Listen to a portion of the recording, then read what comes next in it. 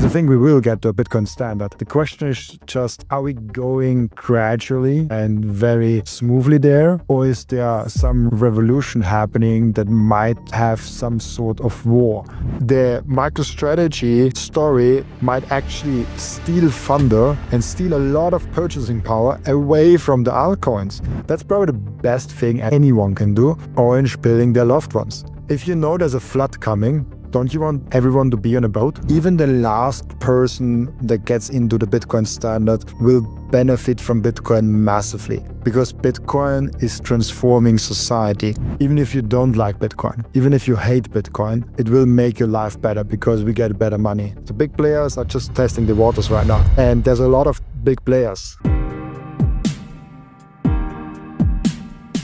I got re-invited from Khalif on the Real Hard Money show. He got canned from YouTube and now starting all over again. It's really cool to see that he is extremely active and he's not giving up on his podcast. I love to see that as a podcaster myself. And today's podcast is all about spending versus saving Bitcoin. We talked about the role of strategy B, so MicroStrategy previously, and 21st Capital in the whole market, and what institutional money and institutional buying behavior is changing for Bitcoin, and also how Bitcoin is kind of a social and even a spiritual revolution. I went through my own journey also here. So it's an honor, it's a pleasure to be on this podcast. So I wanted to share it also with you guys.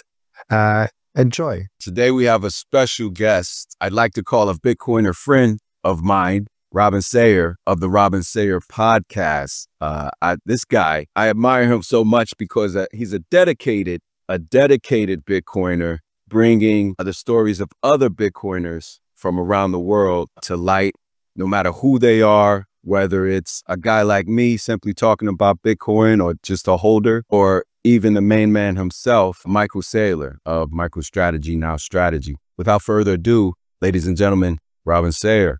How are you, sir? Thank you so much. That was a very kind introduction. Yeah, like almost 500 guests I'm approaching now. 500 different guests on the podcast. Wow, that's incredible.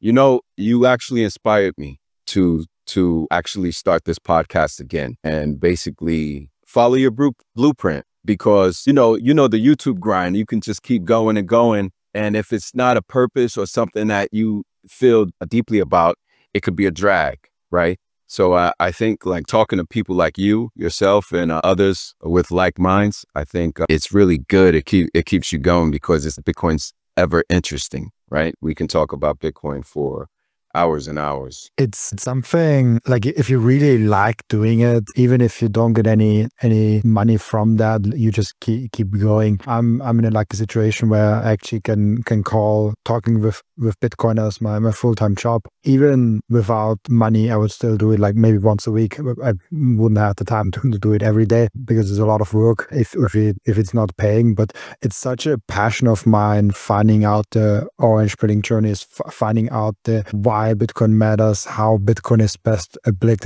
and where are we going in this Bitcoin world, where are we in this Bitcoin cycles.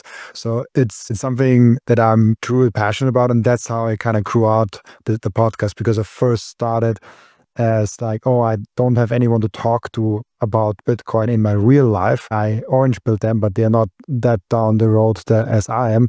So I needed to find on Twitter and YouTube and all the online platforms some Bitcoiner friends, as you call them, to talk with them about Bitcoins. And that's kind of how the podcast started. And yeah, if YouTube goes ahead and says like goodbye to me, I would just keep going on the other platforms, even if the pace is smaller or like decreasing or completely falling away. Maybe not in the same frequency, but I just keep going what I'm doing. I love it. I love it. So if you guys aren't following him already, check him out on X, formerly Twitter, at Robin Seyr podcast, or what is it? It's always Robin Seyr, my name together. No, nothing else. I reserved all the handles on all the platforms with my first name and last name, with nothing in between. In that way, it's easier to verify if it's actually me, because they're like Robin Seyr podcast with like things, and they're usually scams. They're always scams. Only one profile on each platform. Yeah. Okay. So you guys check him out right there. His channel's growing incredibly. Congratulations on that. Last time I checked, checked in with you. You had just interviewed Michael Saylor and you were about to interview Max Kaiser. You know, tell us about that experience. Can you talk about like what it's like to talk to so many different Bitcoiners? As a podcaster, I call you the Larry King of Bitcoin because you interview so many, but not just the common Bitcoiner, but, you know, these high profile Bitcoiners as well. How do you find that experience? You get a really good feeling for where we are currently. You get a feeling for how freaking early we are in this Bitcoin revolution and the sound money revolution. Because there's two things. The first thing that you really get from all those conversations is the sense of what Bitcoin actually is, where we are in the journey, and all the things that Bitcoin touches. So when we talk about traditional values, running a family, being a good diet, doing sports, doing the proof of work, those things kind of are adjacent to Bitcoin, but not directly correlated to Bitcoin. It just comes when you go down the rabbit hole. All of a sudden, you're like, okay, I should work out. I should proof of work. I should take responsibility. I should self-custody of everything. I question things that otherwise I probably wouldn't have questioned. So Bitcoin takes it down those two journeys, I feel like. The first one is just directly about Bitcoin, what it is, where we are, and where we're going. We can go down that lane, and it's really fun to talk about that. And the second one is, as I said, all the adjacent topics of Bitcoin,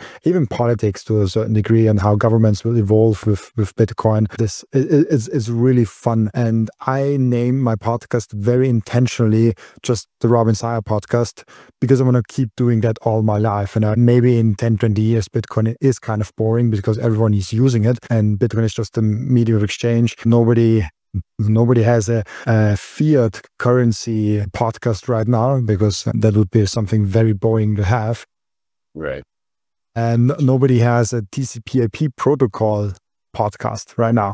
Right. They might have a podcast about a technology that is built on top of TCP/IP, but not about the base layer. And Bitcoin is that base layer. So maybe there are things that are going to build on top of Bitcoin, like the payment layer. And this might be an interesting discussion also down the road.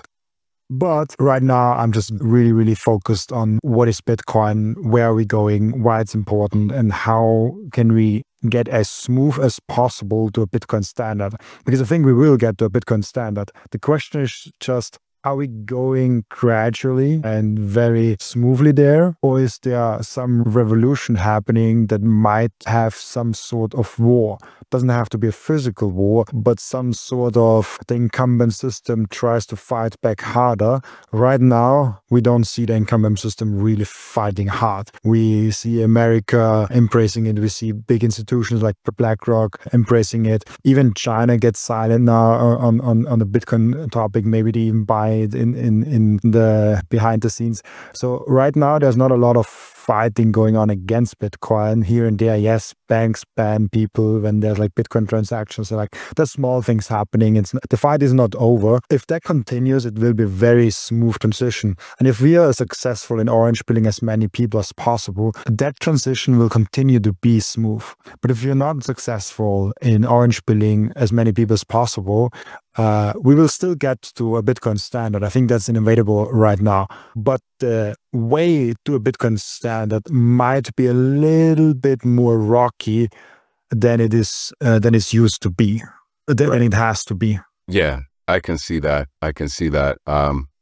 It's definitely going to be some kind of war, like you said, some kind of currency war, a soft war. It's hard for power to let power go, right? But I feel like their financial system is kind of a Trojan horse in itself, because of greed. Everybody wants to act in their self-interest, and you should. But I think people will come for the greed, and that they'll stay for the revolution, in my opinion. Yeah, so speaking of which, today's a great, interesting day because it's the first day of strategy, the convention for MicroStrategy and Strategy World, I believe it's called. And myself, I think I stand a little opposite of some of my Bitcoin maxi friends, and seeing that what Michael Saylor is doing, him and his team, in the financialization of Bitcoin, the wizardry, financial engineering is masterful.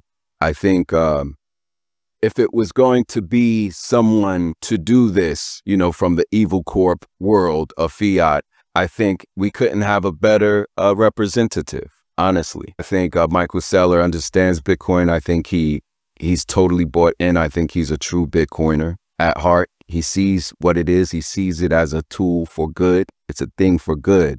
People you know, when he does these million interviews, right? And they ask him the same question and he just takes a deep breath and then, you know, lets off another beautiful monologue like he does. He speaks incredibly about it. What I think is, like he said at the end of one of his interviews, no one asks me if I think it's good.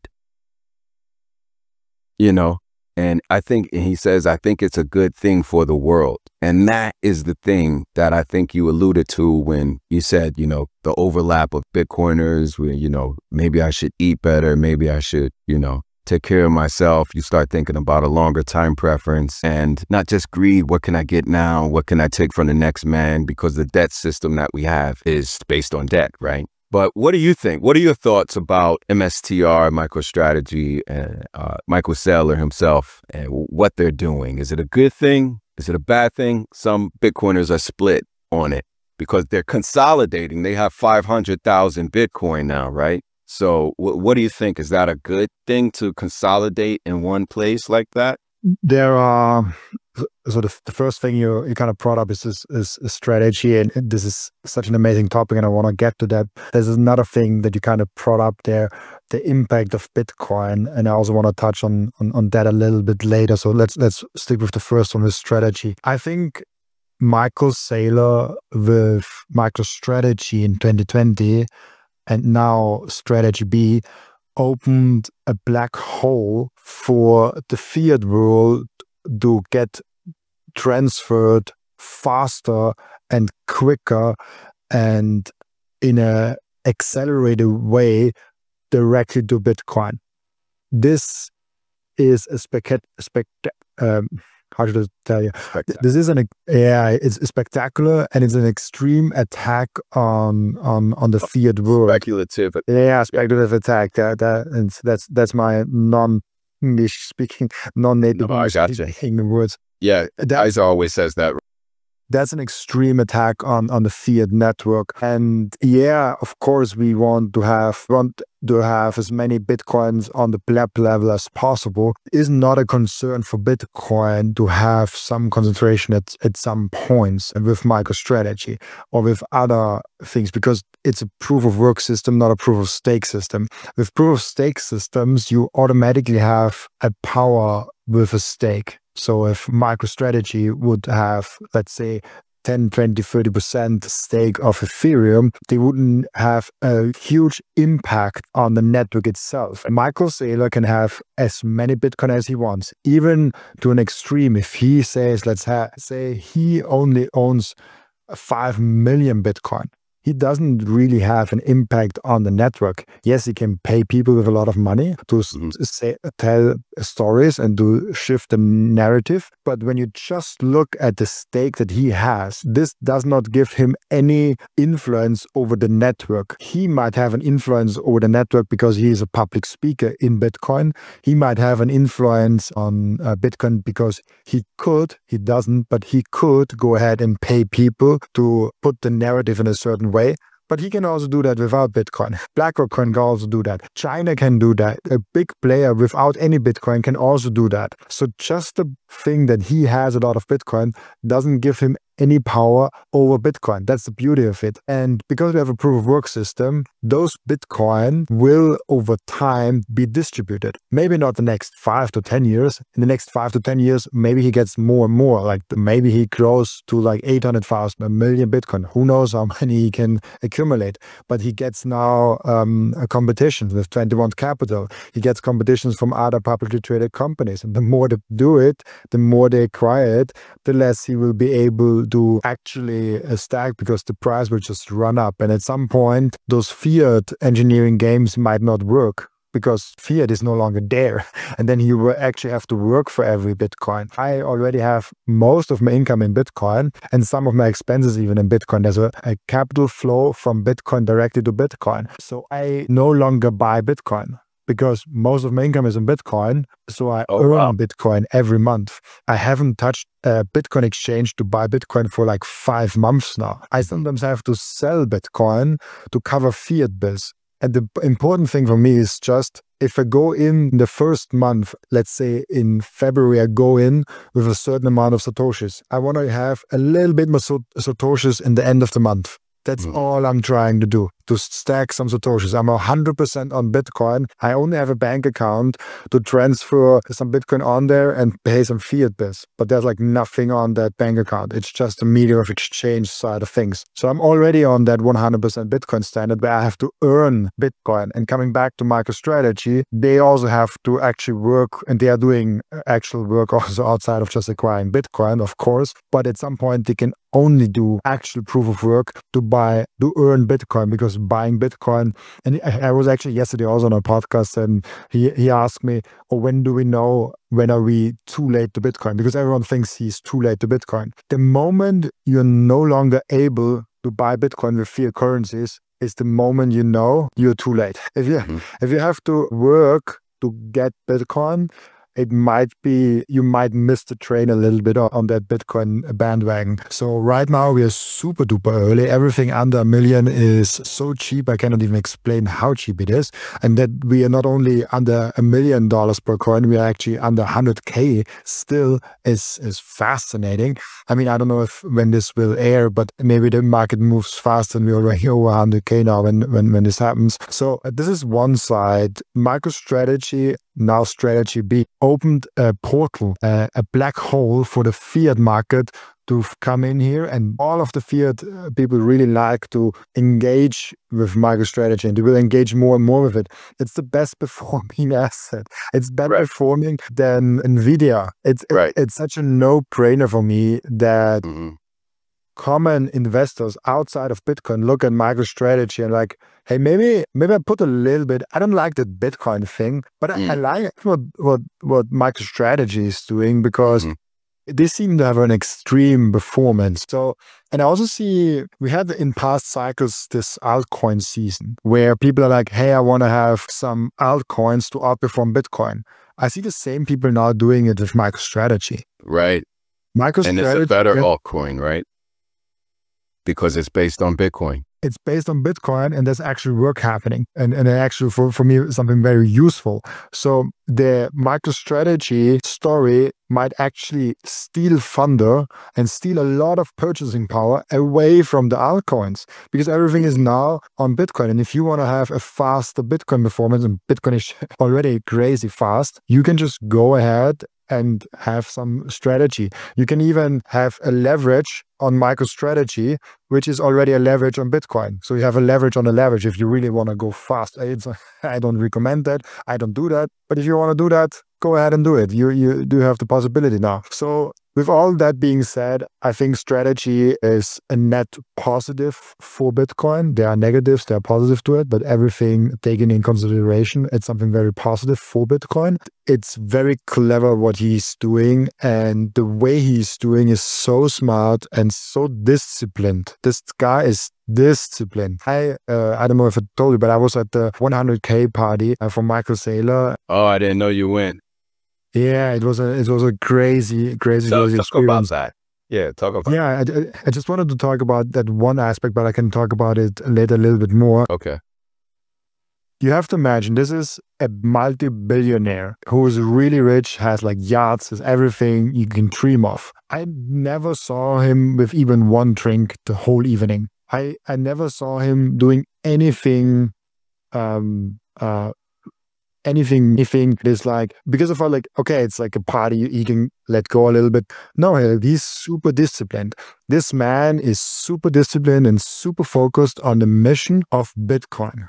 Right. And I asked him this on my podcast and asked him the question of, what is the most valuable thing you have that you cannot buy with money. And he told me Bitcoin, the mission of Bitcoin. Because before he discovered Bitcoin, he already went ahead and was planning to retire. He stepped away from being the CEO of strategy. That was planned before he even discovered Bitcoin. That was a 5-year plan that he already did before he discovered Bitcoin. So this was something very interesting for me, where Bitcoin gave him a second life. He gave him another mission in his life to pursue. And now he's driven, now he's motivated. And I see that a lot with Bitcoiners that maybe we're like, okay, maybe 50, 55, going to the 60s. I want to retire now. No, like Bitcoin gives them a second life, a mission, something to pursue. And I got a little bit sidetracked, but but you don't see people like, oh, I want to talk about fiat for the rest of my life, or I want to talk about SMTP for the rest of my life. No, there's something there that people need to understand. And to touch on what you're saying, to kind of double click on what you just said, it's a spiritual thing. People don't get it. When you really get Bitcoin, it takes you to a spiritual place. That's why Max Kaiser's going with the high priestess and Bitcoin is Jesus and Bitcoin is God.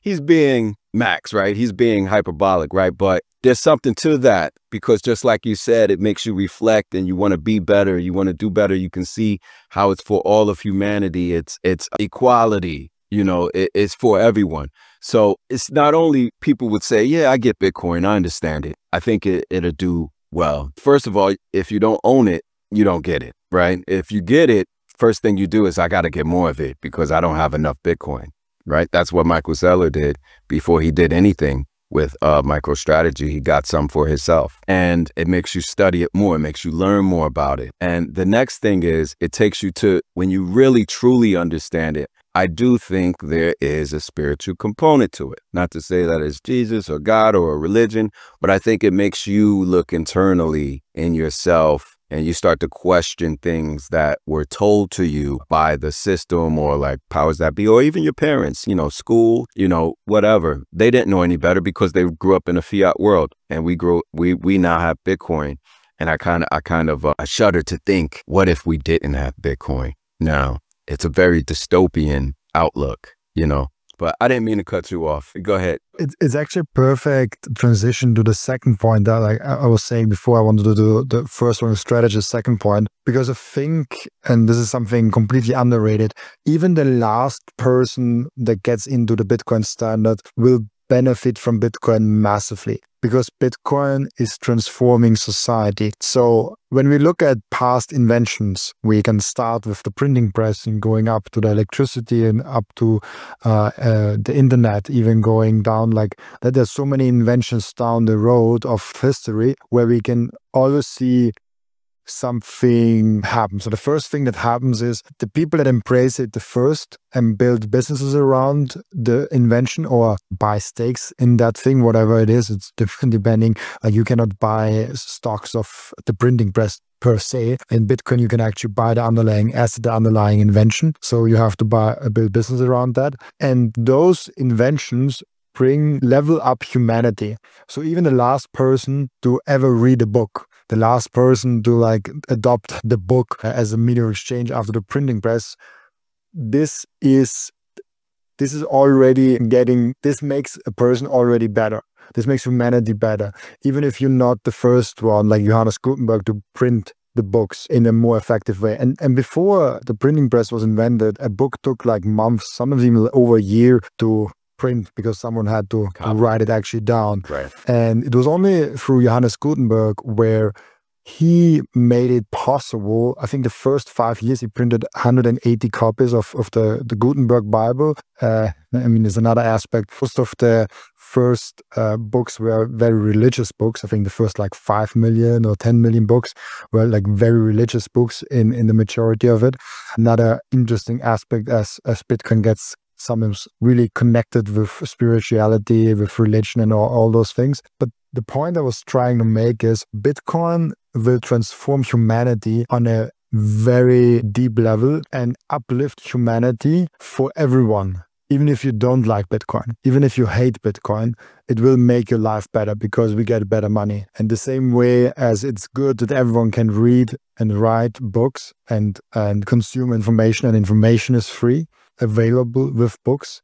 And then with the internet and electricity and with the phone and the telegraph and everything like that, those all are innovations that made everything better. Yes, there are people that lose out on things. Like there is some guy that bought like, I don't know, 10,000 horses, and Henry Ford came along and had an idea. He lost something because he didn't see it coming. There's always losers and winners in massive transitions of that. And the winners are those who embrace the new technology and having informed opinions and really diving deep on those. And the losers are those who are ignorant and arrogant against, or maybe even lazy against, new innovations. And it's also something that I discovered. People that don't get Bitcoin have one out of three things. They either are ignorant, lazy, or arrogant. And most people, because I don't think that anyone is too dumb to understand Bitcoin. Everyone who can read and write and have like some basic knowledge skills and some basic math skills, like most people, especially in the developed world, can understand Bitcoin. Yes, there might be like a small portion that might actually not, like they have some brain disease. Like obviously I'm not talking about those, but most people are clever enough to figure out Bitcoin. Why they're not doing it? They're either ignorant against Bitcoin because they're like, I don't want to deal with that. I'm just pushing it away. They're arrogant, saying no, like I know a better Bitcoin. I know I think gold is better. Or I store my money in real estate. It's a better store of value. No, like look at the facts. The last 10 years, the last 5 years, pick any time frame you want. Real estate is crashing against Bitcoin. Everything is crashing against Bitcoin. Unfortunately, there's a site called Priced in Bitcoin, and it's currently down. I love the site. If it's down for too long, I have to build it myself. It even crashed against Bitcoin, huh? Bitcoin took it down. Absolutely, yeah. Yeah. So yeah, that's all. I feel like we're like preaching to the choir. We're like, yeah, Bitcoin, I love it. Yeah, I love it too. You know, tell me, let's get into some hot takes. Give me your hottest take, Robin. Your hottest take that, you know, sometimes you might be hesitant to even say out loud on the air. You know, give me something raw and hot. I don't know how raw and hard it is, but people seem to disagree with that. I spend my Bitcoin. I use Bitcoin as money. I don't think it's something that should be controversial, but every time I say it, like, how can you spend Bitcoin? You understand it? Like, you will sell it now and like you will be like the pizza guy. And I'm like, yeah, I get it, but I earn in Bitcoin, so I have to spend in Bitcoin, right? Like, what else should I do? Should I take out credit? Yeah, it might be a good idea, but I don't want to deal with credit. I'm not a Michael Saylor. I let Michael Saylor do the speculative attack and do the fiat engineering, the fiat money engineering. I myself, I like spending my Bitcoin. I spend Bitcoin every month. I pay a freelancer in Bitcoin. I convert Bitcoin on my balance sheet, do fiat to pay fiat bills with it. I sell Bitcoin all the time and I earn Bitcoin all the time. The important thing is that you have a little bit more Satoshis at the end of the day. So like every month you get a little bit more. I don't know how hot this take is. I think it's pretty uncontroversial, but I always get like backlash of that. Like, oh, never sell your Bitcoin, right? Exactly, but maybe you should spend it. Maybe you should just use money as money. Like Bitcoin is money, so why not use it as money? It's not only a store of value. It's also a medium of exchange and unit of account, and it's really powerful. Once you can switch to a unit of account of Bitcoin, you price everything in Bitcoin, and you're like, do I really need that shit? And yeah, it makes a difference. And also using it as money is something very, very, and that might be very controversial. And Jeff Booth said it also, and even Jeff Booth gets a lot of backlash for that. If Bitcoin isn't successful as a medium of exchange, it might also fail as a store of value. There's a lot of good arguments against that. There's a lot of good arguments for that. I'm not 100% sure on that because neither am I. Bitcoin is super important as a medium of exchange, and it already is a medium of exchange for me personally. But if it completely fails as a medium of exchange, it definitely doesn't have the full potential that it could have. Because gold now is a big asset, big store of value, and also is not a medium of exchange at all. Like Bitcoin is more used as a medium of exchange than gold. Yeah. But it's still a big asset.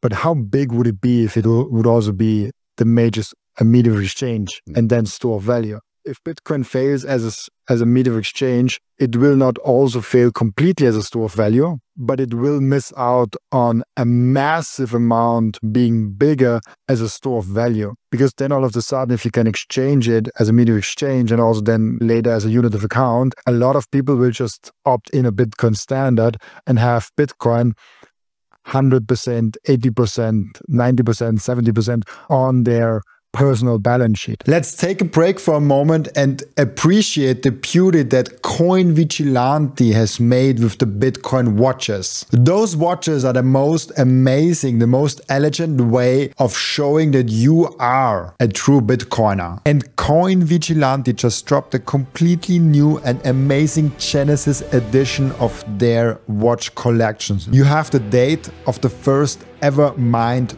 Bitcoin block in there, and of course also the block height and which epoch we are currently in. I love the level of detail they put in this masterpiece. Make sure to check out those amazing Coin Vigilante timepieces down in the descriptions. I love those watches so much. And now if you have Bitcoin, I really do hope that you don't have it on exchange. But if you do have it on exchange, I have two ways for you to deal with that. The first way is you put it on a hardware wallet. That's the entry for you to get into the self-custody game. I recommend BitBox, Bitcoin only edition for that. It's a super simple and secure way. And if you check out the link in the description, you even get 5% off if you use the code Robin. And the second way is the Bitcoin Way. The Bitcoin Way is your all-in partner in terms of how to get the most out of your sovereignty. They will personalize for you a self-custody setup that is perfect for your individual situation. They will show you how you can secure your own devices. Securing your Bitcoin is not enough. You also have to keep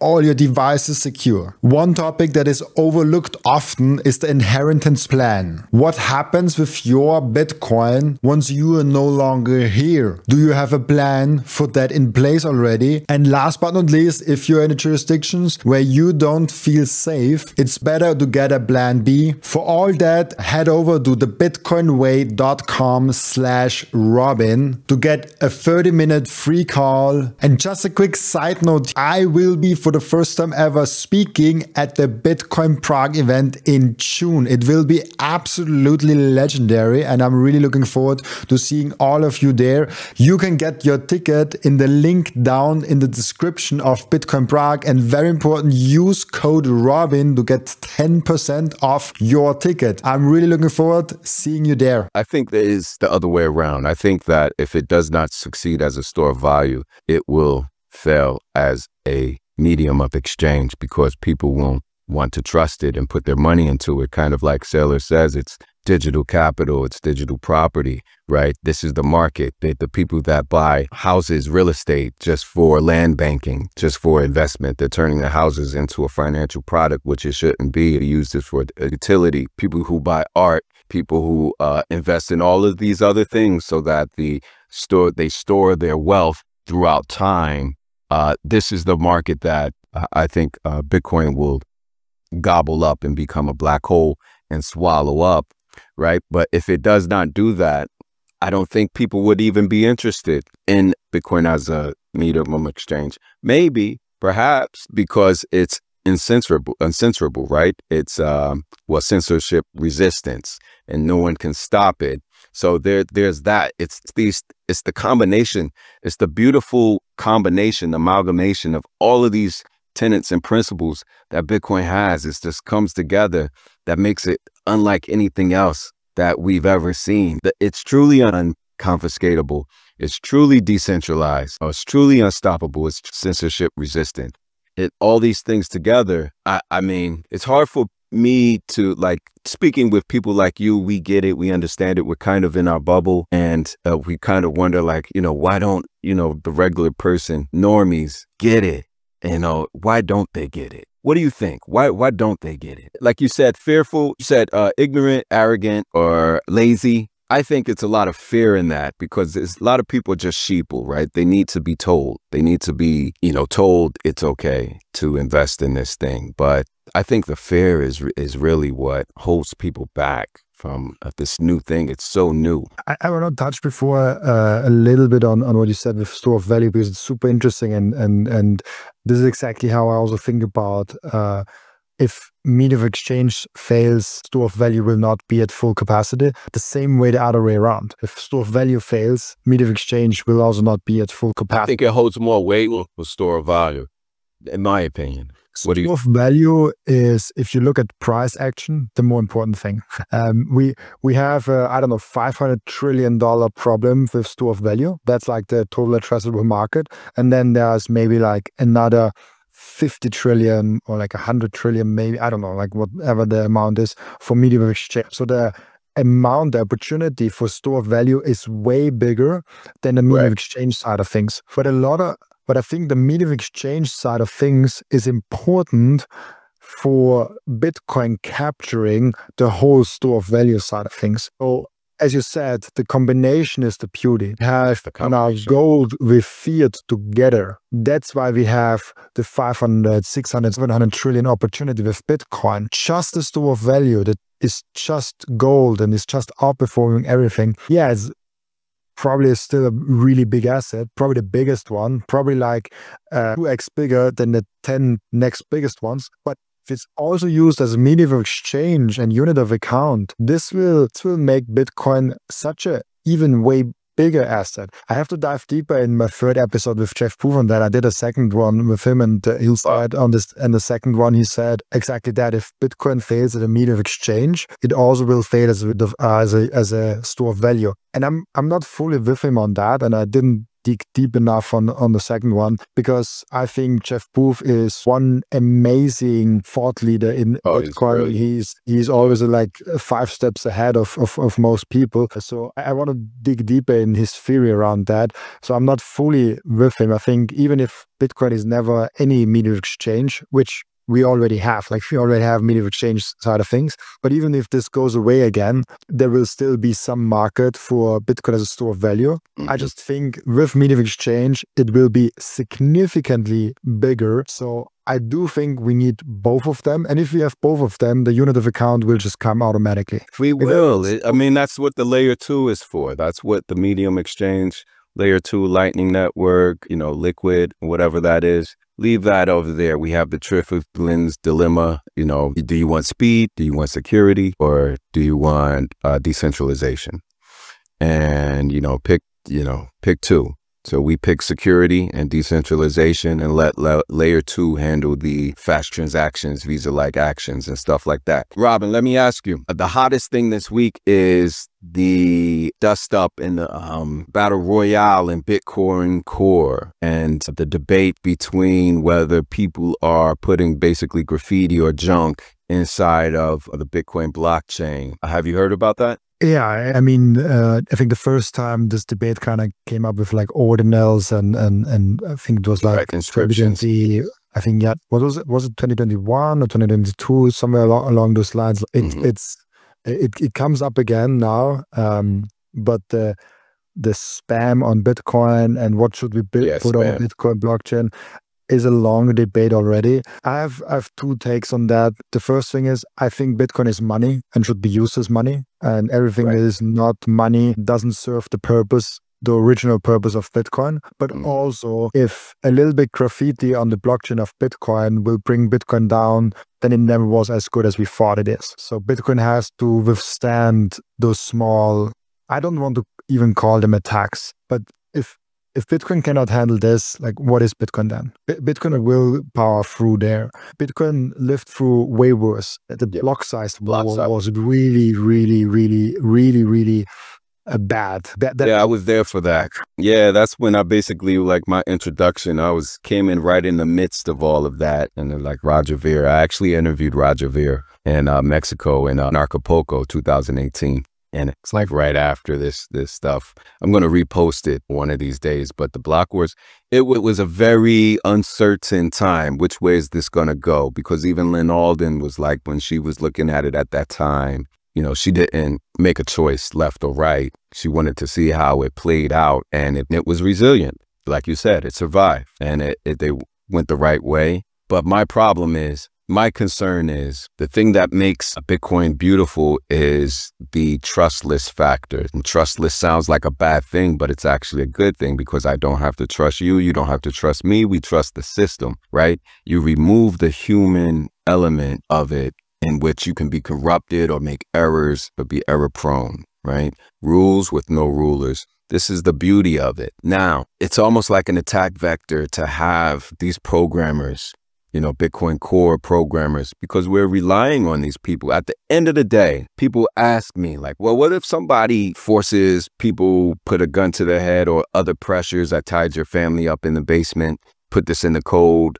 You know, there's whole types of propaganda and psyops that happen that, you know, even we get fooled by. So, you know, to make things look like it's okay. These things that are introduced like this, the little graffiti on here, I think these are small, like mission creep type things. Like, okay, get them to accept a small yes, and then a medium yes, and then a bigger yes. Even if it's like 10 years from now, you know, that's why we have to nip this in the bud. I think we have to be vigilant, because the human aspect is the attack vector on Bitcoin, in my opinion. It's only, and you're very right, because Bitcoin is most importantly a social revolution, not a technical one. Of course, we need a technical revolution on it, but you can copy the Bitcoin code one-on-one tomorrow, put a different name on it, and nobody will buy it, because it's not about the open source code or improving that code. It's about what Bitcoin is really. I have to quote Jeff Proof again, and he says it a lot. We are Bitcoin. We are the social revolution behind Bitcoin. Each and every single node, each and every single person is so important in Bitcoin. So Right. it absolutely does matter what are we saying and what are we doing in Bitcoin and what are we allowing.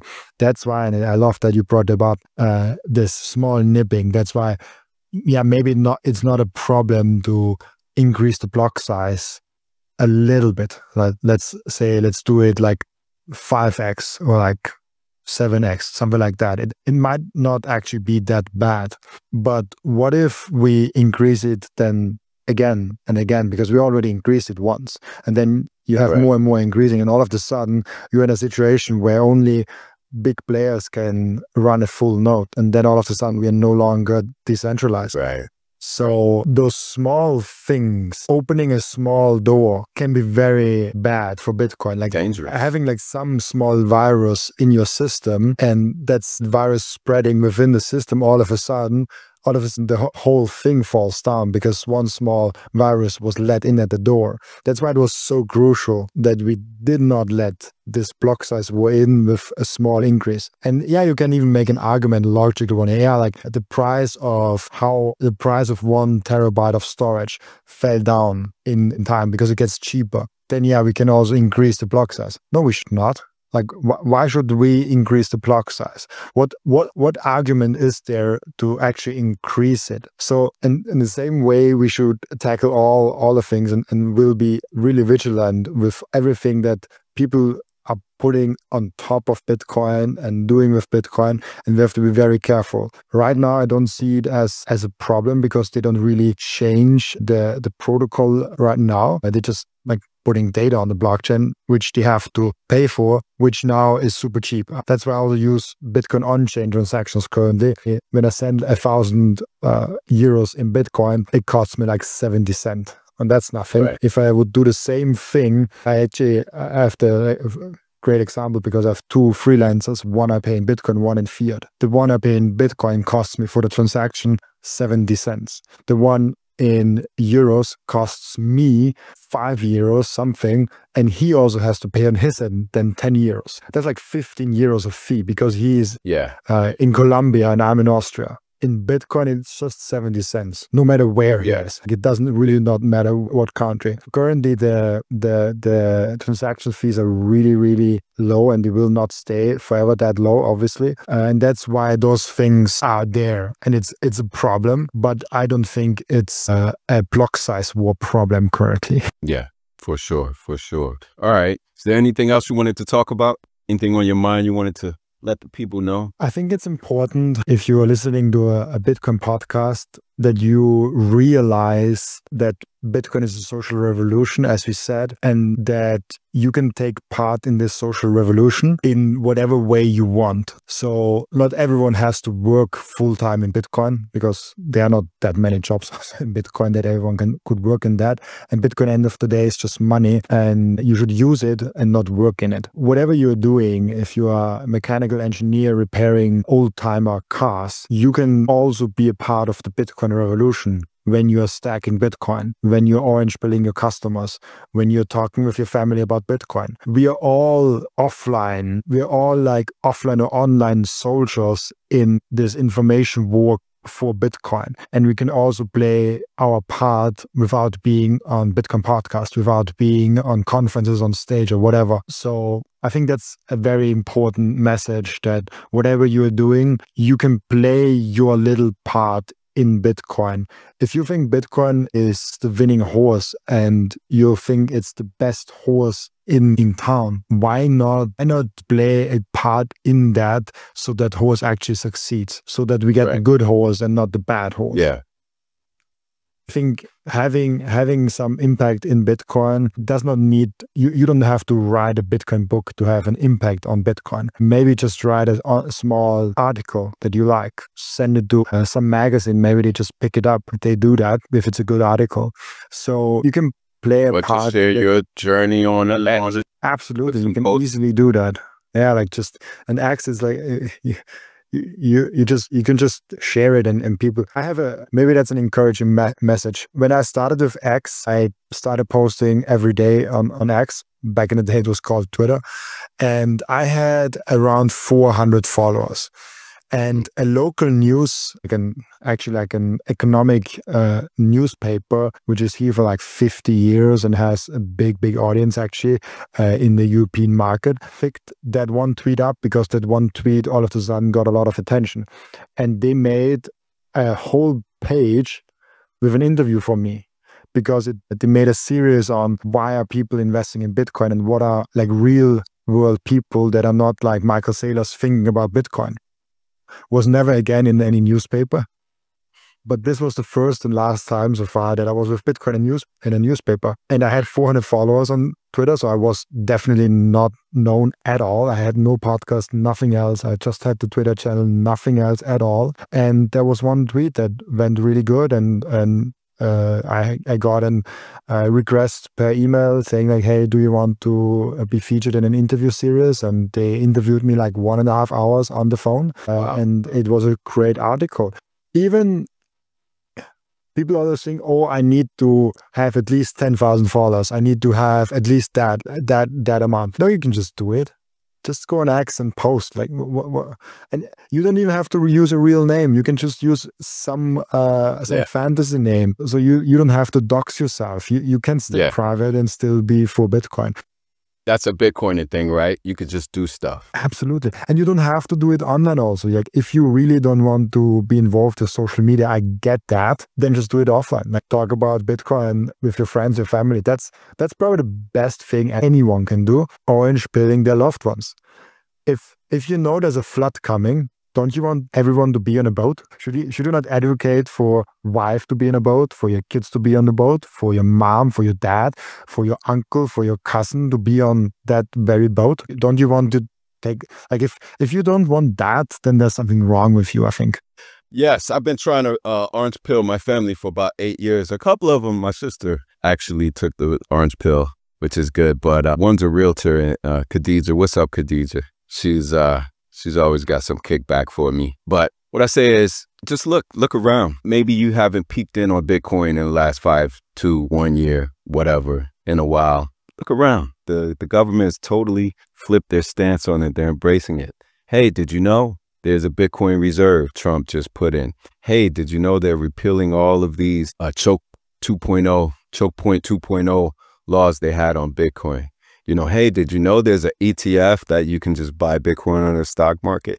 A lot of people don't know these things that we just kind of take for granted because we're like glued to Twitter, X all day. Hey, did you know that this country is buying it? Did you know El Salvador, it's you know, it's standardized currency there. And all of these things, you know, Bhutan. Hey, did you know Putin and China, they're trading in Bitcoin and other cryptocurrencies? We haven't had this amount of tailwinds ever. It's the most bullish news I've ever seen since like got into the game in 2017. Imagine this news, 2017, we would have went straight to 100K, straight from like 2K to 100K. No problem, no problemo. So what I believe is they gave up the ghost already. The answer is already here. The Bitcoin has won already, but people don't know it because one, saying that we need a Bitcoin reserve. Why?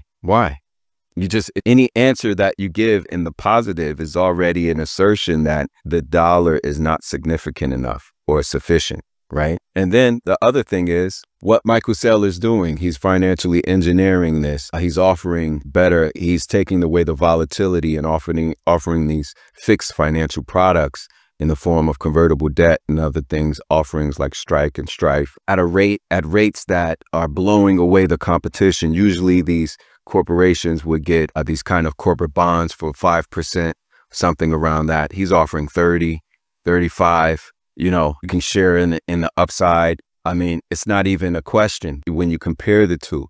So, and he's giving them all different price points and different options, and he's addressing very distinct portions of the market. And he's just, so like you said, he's opening this black hole to let the capital flood in. And what is that doing? That's setting the precedent. Well, this financial structure is built on Bitcoin, is built on rock, it's built on granite. They gave up the ghost already is what I'm saying. It's already, they've admitted that what we have now is not sufficient. It's already won. And Saylor's proving this by the way he's doing the convertible debt offerings and how it's outperforming traditional finance. When now we have 21 Capital coming in, you know, Cantor Fitzgerald with Jack Mallers as the CEO, you know, to compete with Michael Saylor. I put a post up there. I was like, hey, Saylor's just thinking, come on, compete with me, guys. You know, he put the playbook out there, right? It wasn't for nothing. Come on, compete with me. That's what I want. Because when you compete with me, I'm going to get stronger. You're going to make the price go up. You're going to take it off the market, right? And if you don't compete with me, you're going to be weaker. You're going to die. And it's just going to become more salient, more crystallized, more clearer for the people in the cheap seats. Even they can see it. People in the peanut gallery that aren't too smart, everyone, layman's, they'll be able to see, well, you know, I used to save. I used to have a bank account that would give me 0.05% in the savings, right? And inflation is what? Crazy. They say it's 3%, but it's really like 20% in my opinion. It's off the hook. It's off the chain. You can't, the new hurdle rate, just like the show from the MSTR boys, the new hurdle rate is Bitcoin's CAGR year over year. If you're not beating that, I don't, you know, what's to talk about? You have to have a really great idea. 90% of companies fail after 5 years. That's just a fact. So is it more risky to buy Bitcoin, or is it less risky to buy Bitcoin? It's looking more and more every day. It's less risky. If you look at portfolios, Sharpe ratio, after 20 years, it's just going to be hard it's going to be a risk to your career if you don't have Bitcoin or you don't recommend Bitcoin. Or why didn't you? You know, your customers and clients, why didn't you recommend this? How could you totally have missed this? How are you a financial advisor, right? So I think we already won. People just don't know it. Again, like Saylor says, you know, you want the thing that's unstoppable, right? And people don't understand it yet.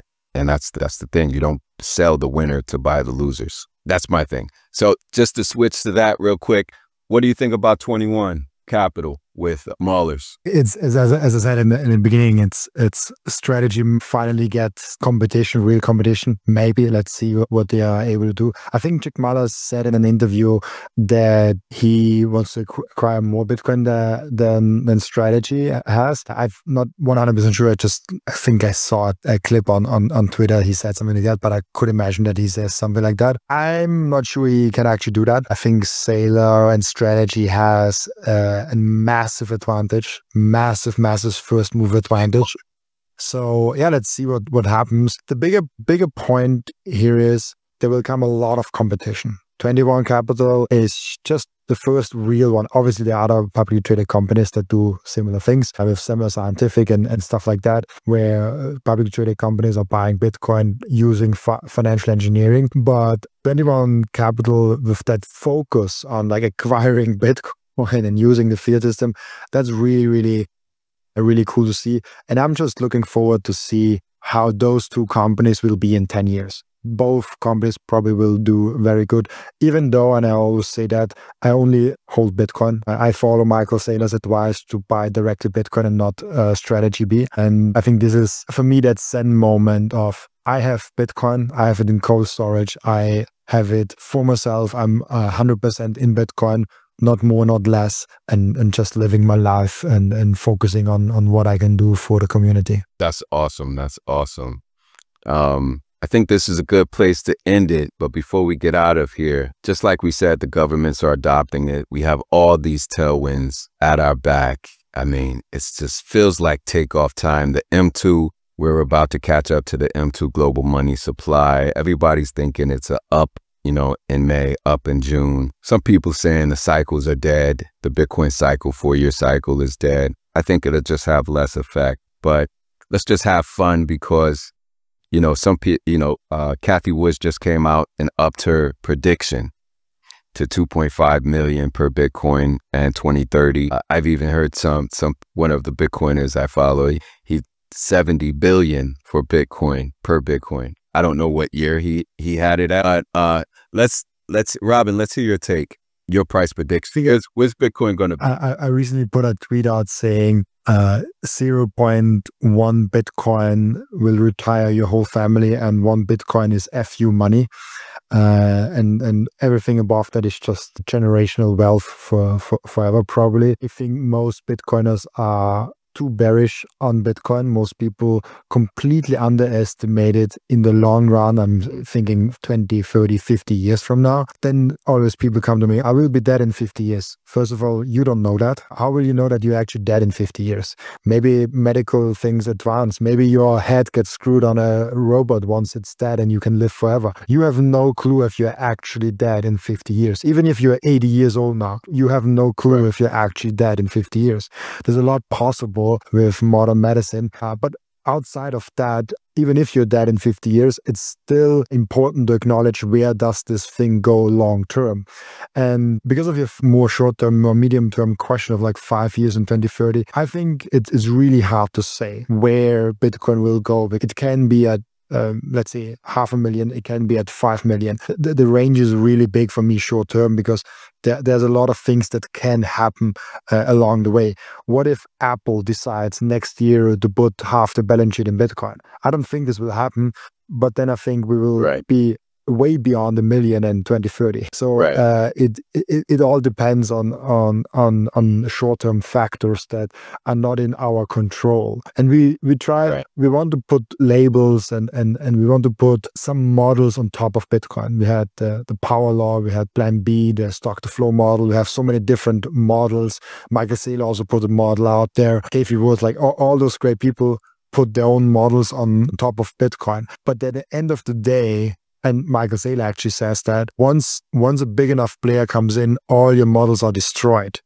Godzilla steps on the playground. Absolutely. All your models are destroyed. Yeah, if you play soccer in a like a small league where there's like not a lot of talents in there and they're all doing it as a hobby, and then you exchange the one team where all the star players are, they will destroy the other team and the outcome will be completely different. So once the big players come into Bitcoin, and they're already starting to pile in. Now they are towing in. They are testing the waters. BlackRock is testing the waters. America is testing the waters. The big players are just testing the waters right now. And there's a lot of big players like the magnificent Apple, Google, Facebook, all of those haven't even tested the water yet. We are so freaking early. But once they are doing, like once one of the big seven says like, oh, we like Bitcoin and we are putting our balance sheet on there, all the other CFOs get the question like, oh, like, what are you doing with Bitcoin? And they're like, oh shit, like now we have to do a Bitcoin strategy all of a sudden. What happens if Google, Apple,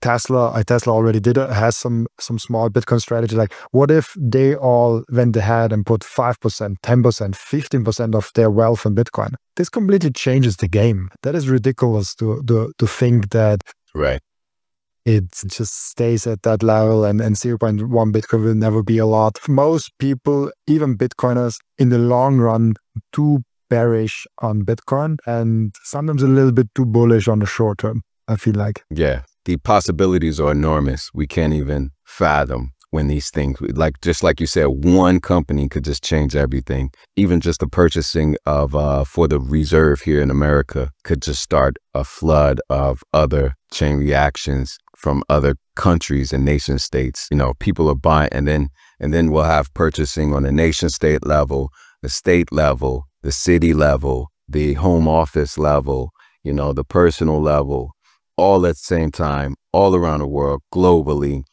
And I think we're in for a brighter future. Like I always say, come on over to Bitcoin. It's better over here. It's brighter. It's hope over here. And over there, it's a little bit dystopian, you know. I think that's a good place to end it. Robin, thanks for coming on. Always great talking to you. Always good energy. Always a good discussion. Let the people once again know where they can find you before we get out of here. Just type in my name in your favorite platform. I'm big on Twitter. I'm big on YouTube, but I'm also on Spotify, on Fountain, on Apple Music. I don't have a website, nothing like that. So I'm not existing outside of the platforms currently. I'm working on things. I do also have something like that. But yeah, I also don't have anything to sell. I cannot shield any products or services. The only thing that you can buy is my podcast, and you can buy that with your time. And I hope it's a valuable trade to do. You heard it, folks. The humble flex. He's big on X. He's big on YouTube. You heard him. That's right. Check him out. That's Robin Seyr. I'm Khalif Harold. This was the Real Hard Money Podcast. We'll see you next time. Thank you so much for having me. That was awesome.